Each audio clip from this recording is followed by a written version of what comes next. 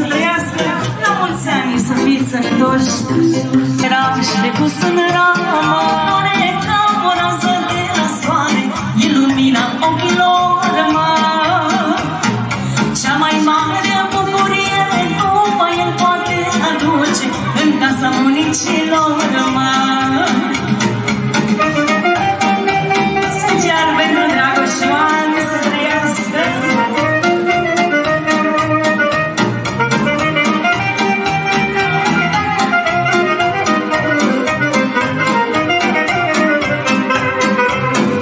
Să stai lângă noi, măicuță, vezi și tu că viața-i grea,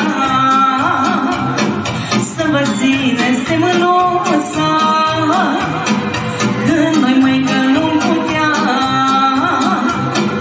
Unde-i tata să-i văd ochii, cum-i zis de bucurii, mă, că-i s-a împlinit visul, copii să-i văd copii, mă.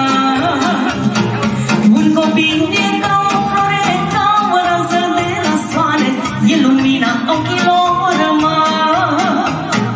Cea mai mare bucurie numai el poate aduce în casa bunicilor, mă.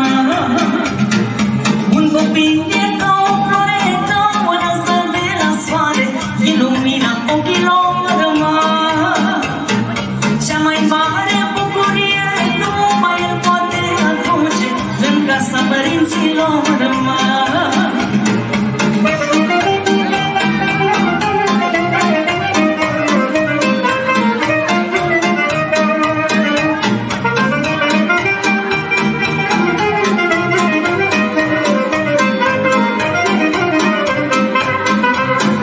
Să stai lângă noi, măicuță, vezi și tu că viața-i grea,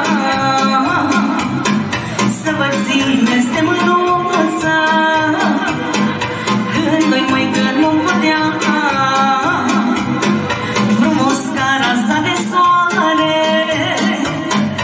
e al nostru nepoțel, mă, tare-i bucuros că are pe bunica lângă el, mă.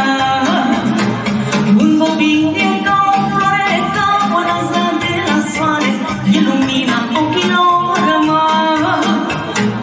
Cea mai mare bucurie numai el poate aduce în casa bunicilor, mă.